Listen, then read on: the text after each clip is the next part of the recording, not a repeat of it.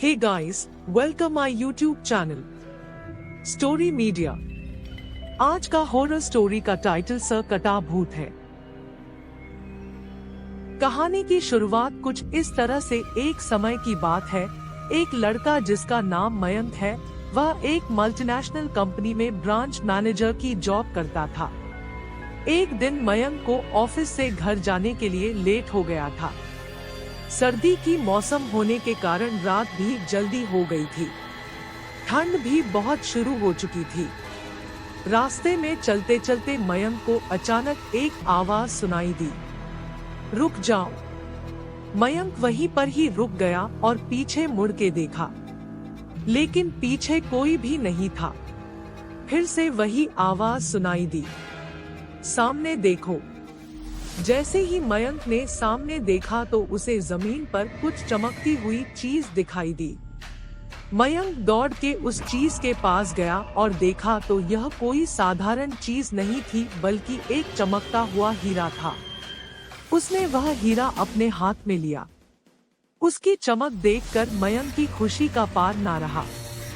लेकिन मयंक को कहाँ पता था यह कोई साधारण है या नहीं, बल्कि एक मायावी हीरा है। अचानक उस हीरे में से आवाज आई, अगर तुम्हें और हीरे चाहिए तो इस जमीन को खोदो। इस जमीन के नीचे बहुत सारे हीरे हैं। मयंक खुश हो गया। उसने उस हीरे को अपनी जेब में डाला और जमीन खोदना शुरू किया।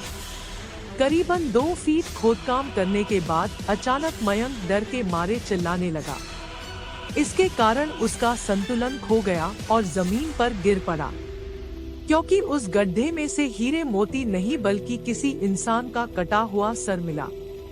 अचानक वह सर हवा में उड़ने लगा और बोला, डरो मत, मैं तुम्हें कोई हानि नहीं पहुंचागा। मैं तुम्हें बहुत सारे हीरे जवेरात भी दूंगा। बस मेरी बात ध्यान से सुनो, मैं जहां जाता हूं वहां मेरे पीछे आओ। फिर वह सिर हवा में उड़ा और जंगल की ओर बढ़ने लगा। करीबन 1 किलोमीटर चलने के बाद वह सिर रुक गया। मयंक भी रुक गया। फिर उस सिर ने मयंक से कहा, इस जमीन के भीतर बहुत सारे हीरे मोती जवाहरात छुपे हुए हैं। इस जमीन पे खोद काम शुरू करो। मयंक खुश हो गया और उस जमीन को खोदना शुरू कर दिया। खोदते खोदते उस जमीन के नीचे हीरा मोती तो नहीं मिले, बल्कि उस सिर का कटा हुआ धड़ मिला। उस सिर ने कहा, अब तुम्हें एक आखिरी काम करना है, उसके बाद मैं तुम्हें मालामाल कर दूंगा। तुम्हें कहीं से भी 1 लोटा खून लाना होगा। मयंक ने बोला, 1 लोटा खून? पर मैं 1 लोटा खून कहाँ से लाऊंगा? उस सिर ने कहा, चलो मेरे साथ। वो डरावना चेहरा मयंक को साथ लेकर थोड़ी दूरी पे गया। वहां उसे एक इंसान को जाते हुए देखा। वो सिर बोला, उस इंसान को मारकर उसका खून ले आओ। मयंक डर गया और बोला, नहीं नहीं, यह मुझसे नहीं होगा।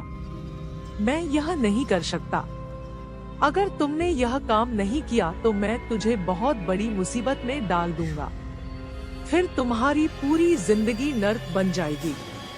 मयंक ने हाथ जोड़कर उसे कहा, मुझे माफ कर दो। अगर मैंने उसे मार तो मुझे पुलिस गिरफ्तार कर देगी और मुझे जेल जाना पड़ेगा। उस सिर ने अपने तंत्र मंत्र की शक्ति से एक छुरी और लोटा प्रकट किया और गुस्से से बोला, अगर तुम मेरा यह काम नहीं करोगे तो मैं तुम्हारे पूरे परिवार को मौत के गाढ़ उतार दूंगा। मयंक ने मजबूरी में आकर उस आदमी को मार डाला और उसका खून लेकर उस सिर के पास गया।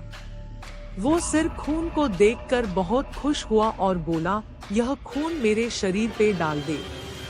उस सिर के कहने पर मयंक ने खून को उसके शरीर पे डाल दिया। फिर कुछ ही देर में वो कटा हुआ सिर उस शरीर पे जुड़ गया।